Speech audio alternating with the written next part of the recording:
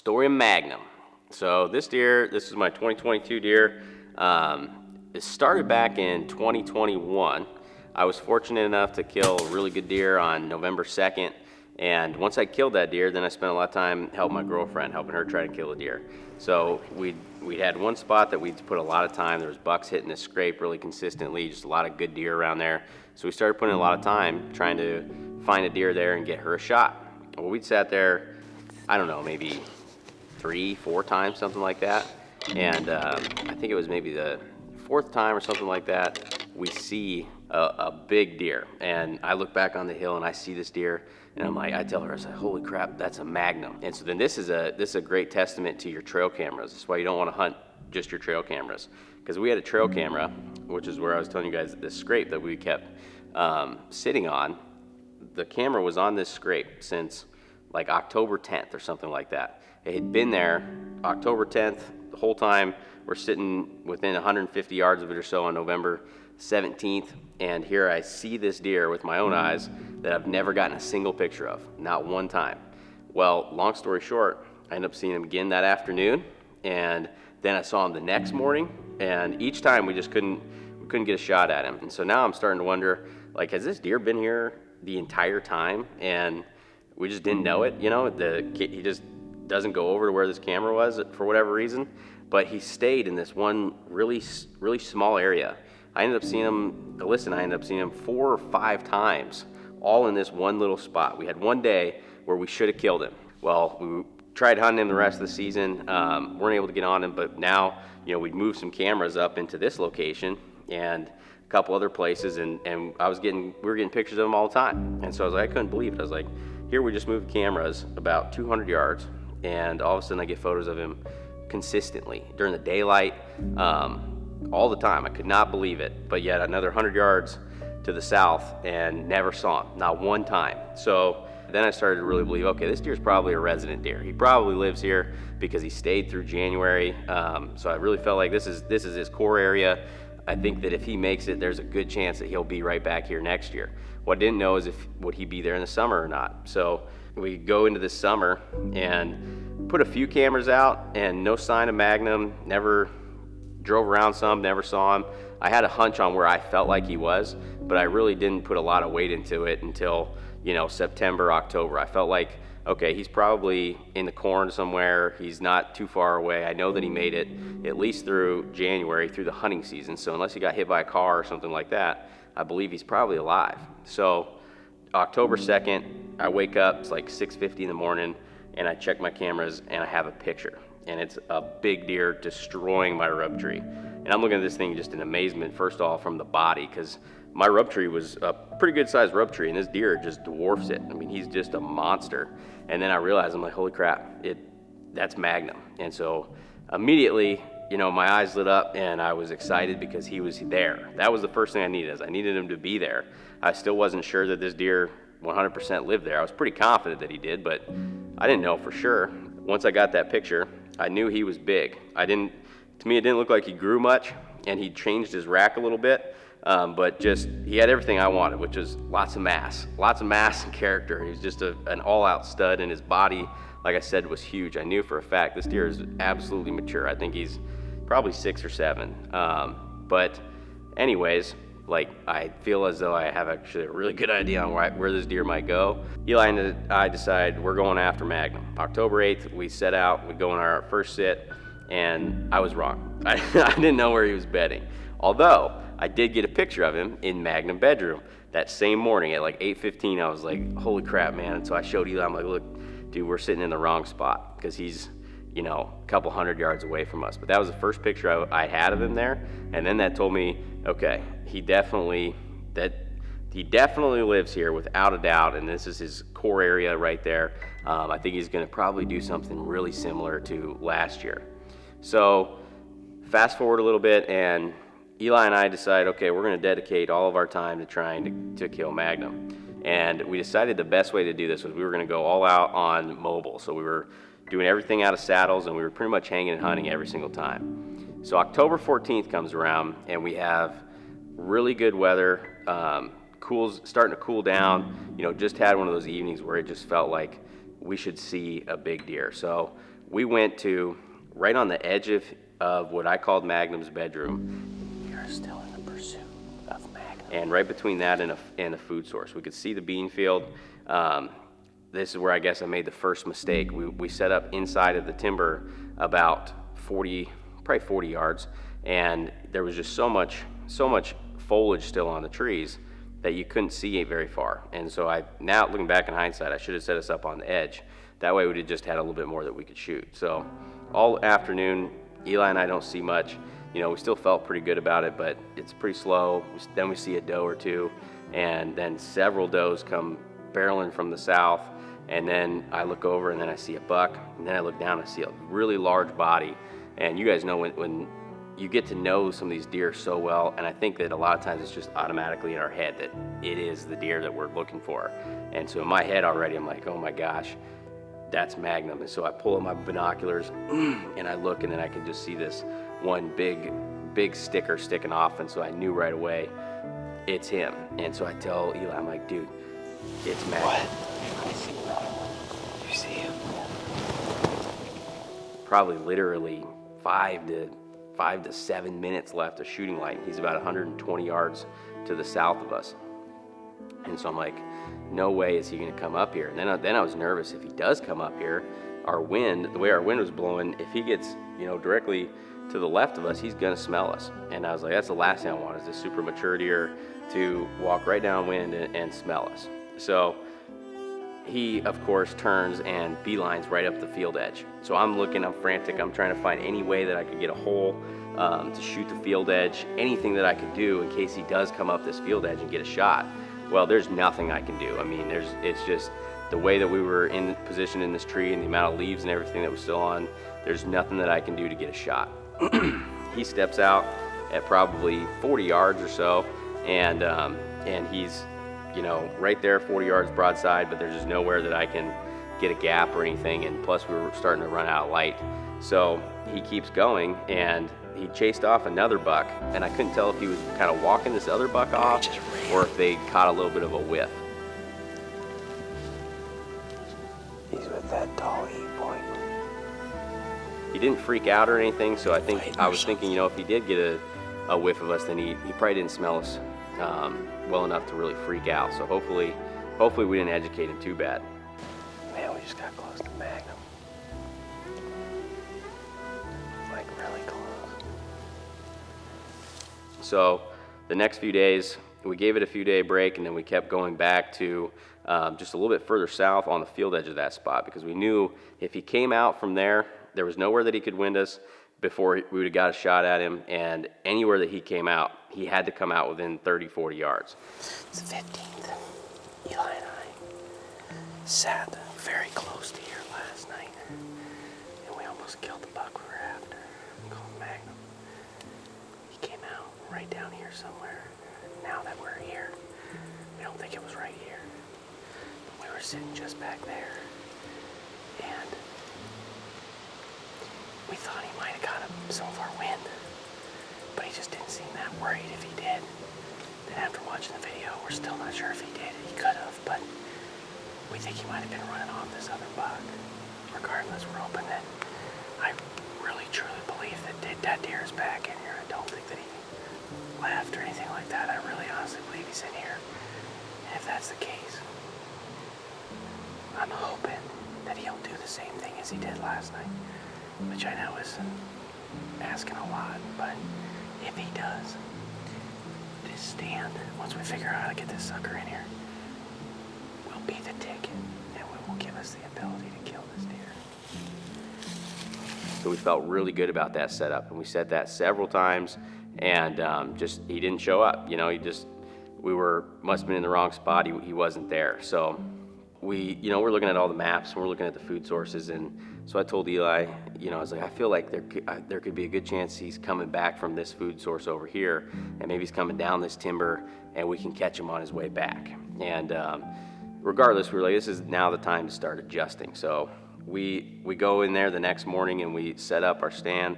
We get everything situated, and we sat there, and we're looking at it, and we're like, man, this is it. Live. Okay, me and Eli, we're back after Mag Daddy this morning. I like that name more than Magnum. So there's a big cut cornfield out this way, and there's this really nice funnel into the area in which I believe that he's bedding most of the time. So Eli and I came in here early and put ourselves where we felt as though we were in the interception of that funnel and where he'd be trying to go to his bedding area. Well, we sat there for 4 hours and we didn't see anything. I think we ended up seeing like 2 does and a little buck. So, but I still felt like we were in the right area. So now we're getting a little bit closer to the rut. It's still pretty early in October, but I knew that if we just put everything we had into trying to kill him before November 5th, then we wouldn't be in a position where we had no idea where he was. So we started moving back to where I kept seeing him over and over and over again last year.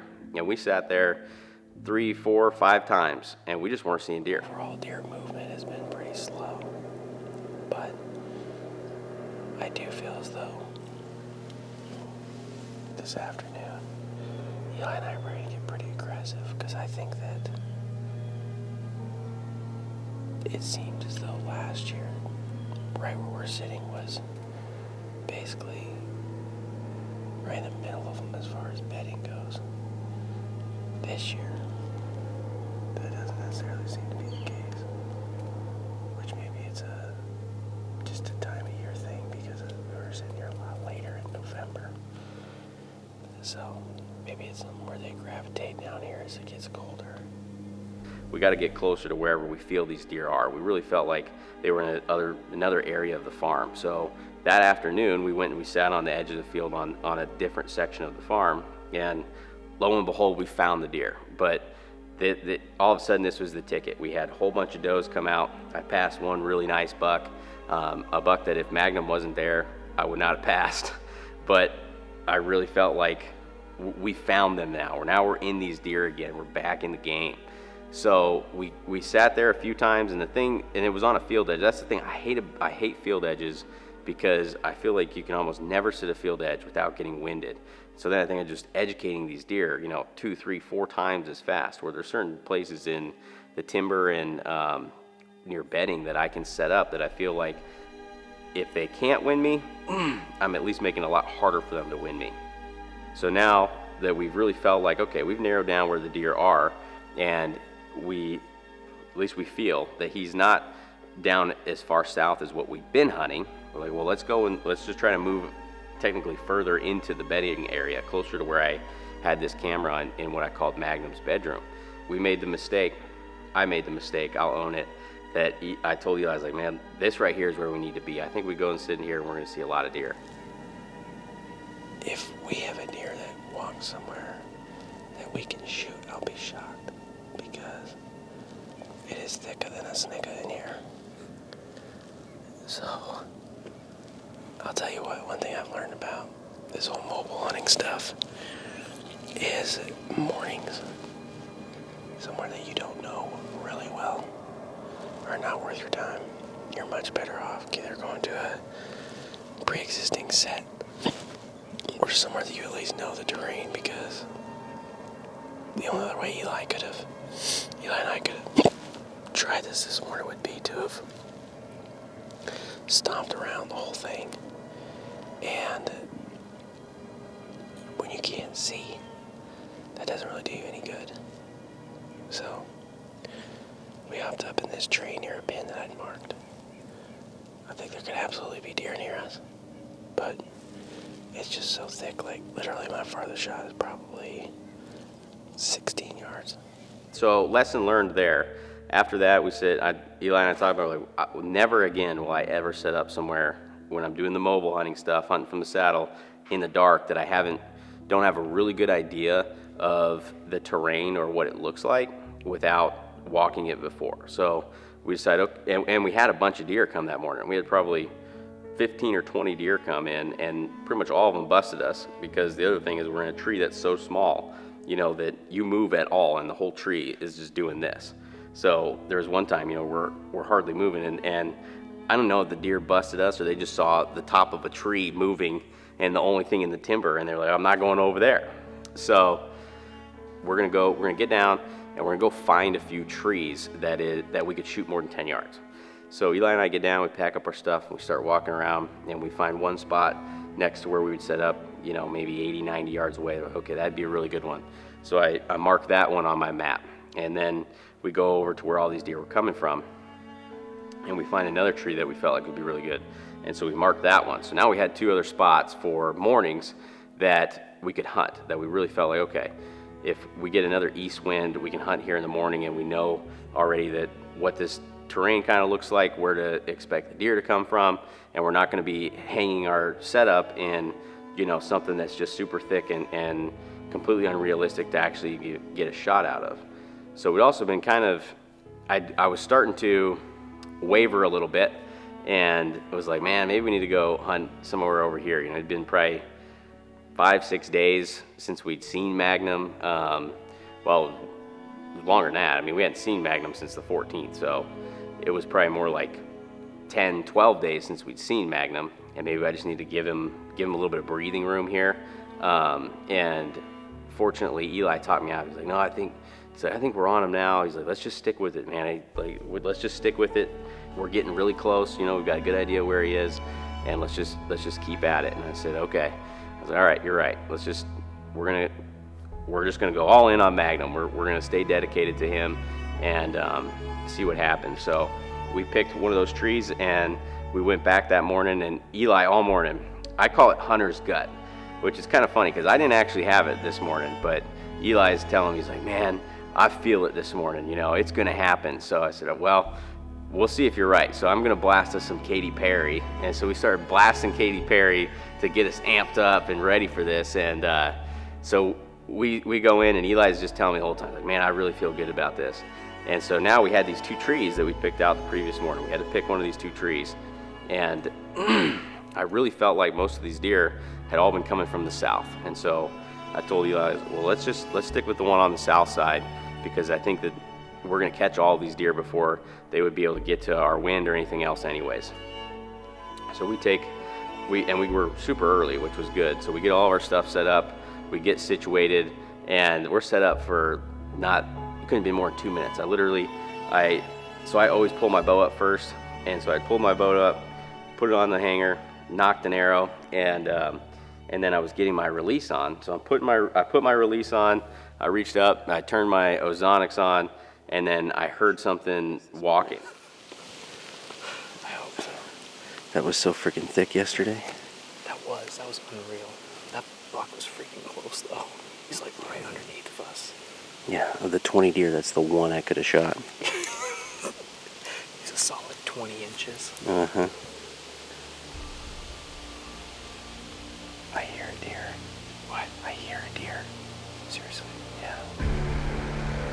Big buck, really.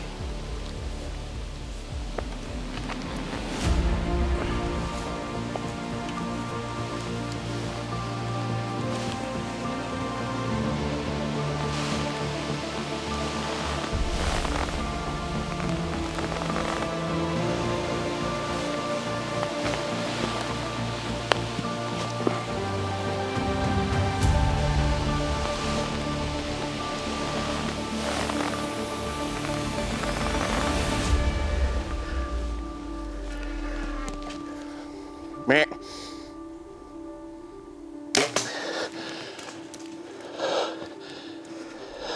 He was behind the tree, but I got as good as I can, dude. Dude, I think I just smoked him, didn't I? Dude, that's him. I am shaking so bad. Did that just freaking... Holy... Dude, did I hit him good? I couldn't tell he was behind a limb. Oh my god. Dude. Oh my god. Dude, what just happened? What just happened? That was freaking him. That was Magnum. Dude, I'm shaking so bad. I didn't even have time, dog. I should have shot him right there, but I panicked. I had time to get set up. You're like, no, buck, and I had to like go through under my harness. Oh my god. Dude, I hope that could you see the shot at all? No. This limb was in the way. Could you see him at all? Yes. Okay. I hope the shot was good, dude. I think I smoked him. You definitely friggin' hit him. Holy crap. There he is. What? Is that him or is that a doe up there? I think it's on the hill. Holy jeez, dude. a doe. Oh my gosh.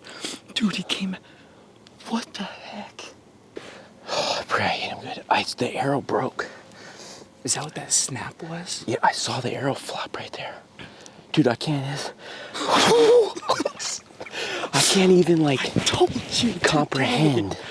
I knew it. Yesterday driving up when I saw those bucks Oh moving. my god. But dude, I I was hope like, this shot's good.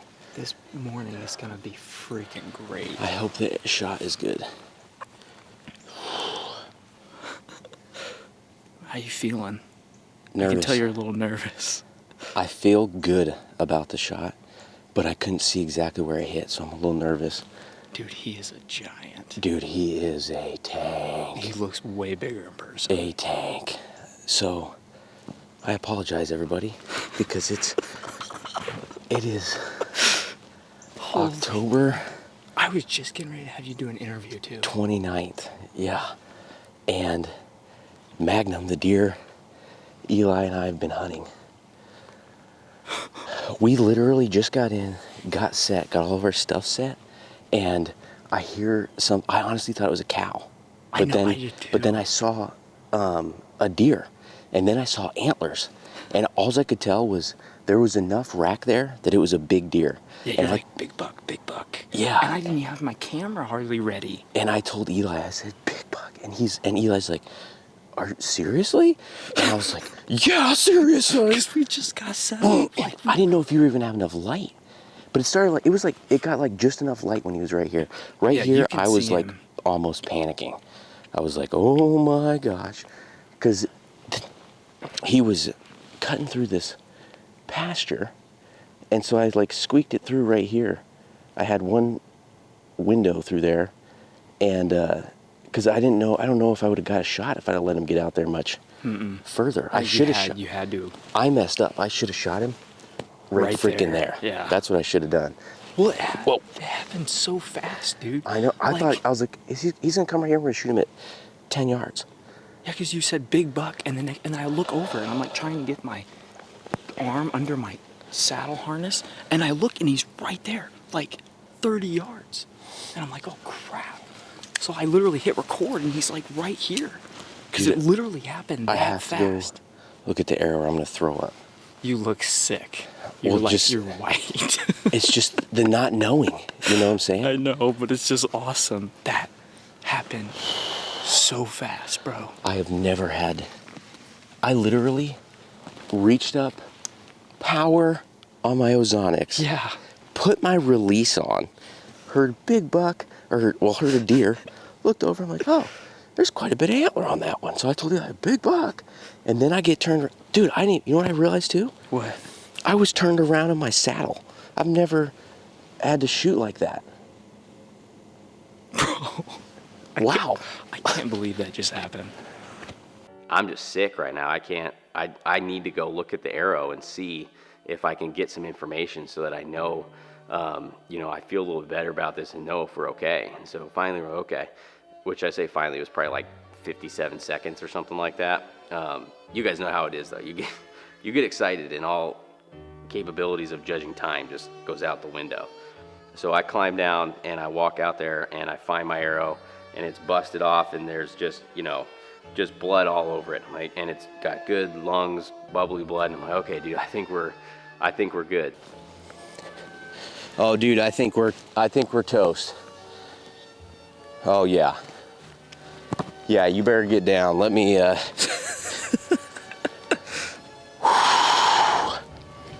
Here, I'll show you this. Oh yeah. That's right where I shot him. Looks money. I think we're good. Okay, I'm gonna start packing up. Well, here, let's just leave our stuff up there and just lower the camera and everything. And we walk over there. Just start following blood. And Eli tells me, he's like, I'm pretty sure I see a deer right there.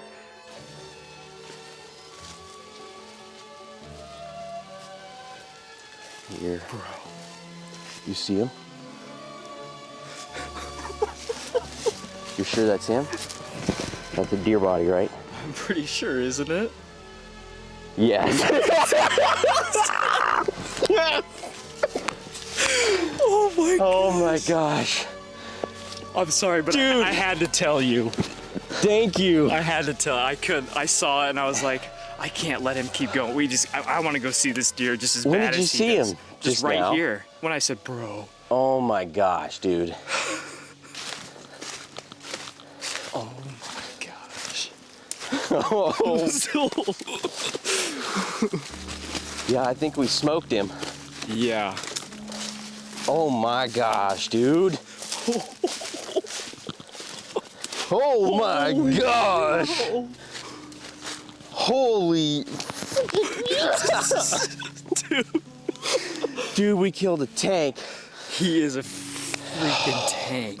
Oh my gosh. Look at that. Dude. What a bruiser. Oh my gosh, dude. Look at the mass. He's way heavier than I thought. Look at the neck on this dude. Dude, he is big. What a tank, bro. Look at the freaking, dude, his bases are huge. Oh my gosh, dude, we killed a toad. October 29th, and we'd already tagged out. I couldn't believe it. The whole thing came together. I ended up shooting him within a few hundred yards of Magnum bedroom. I think that the mobile hunting really allowed us to capitalize on it, because as soon as we weren't seeing deer, we were able to move to where those deer were, and then once we were able to locate them, you know, we had to go back to just hunting deer. All right, guys, you guys have heard us talk about him. You've heard us strategize about him. You've heard us keep saying Magnum, Magnum, Magnum. Well, we have got Magnum. Magnum is down. I can't fathom what just happened this morning. Eli and I literally got in the tree. So one, as you guys have been with us on this whole journey, everywhere that I've expected to kill Magnum so far, he hasn't shown up. Like, we've seen him and had pictures and stuff, but we just weren't quite there. We had one encounter where we almost killed him earlier this year. But then this morning we came on, like, basically what I'd say was be the backside of it's a southeast wind. So really we haven't been able to, with a southeast wind, you know, we couldn't go to most of our normal spots. So Eli and I have been doing all these hanging hunts. We've been working our butt off, you know. We're leaving 30, 40 minutes before everybody else at the house because, you know, we got to get our saddles hung and our platform and all that stuff. But it gave us the mobility we needed. And we set up right here on this edge, and here he came.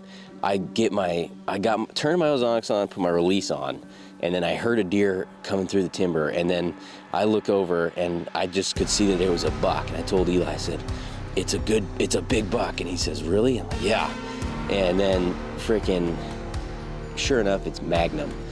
And as you can see, this deer, the reason we call him Magnum is, one, he's a tank. Two, his body is huge. This deer is just giant. And fortunately, he was only 20 yards away. I made a perfect shot. And we just came down here and got him. And I mean, what an absolute toad. October 29th. October strategies, baby. We managed to put him down. I mean, that's the fastest I've ever shot a buck, ever. I mean, that was the quickest hunt I've ever had in my entire life. And I could not be more thankful for this deer, thankful for Eli and everybody else that helps us get to do this, thankful for you guys that make this possible.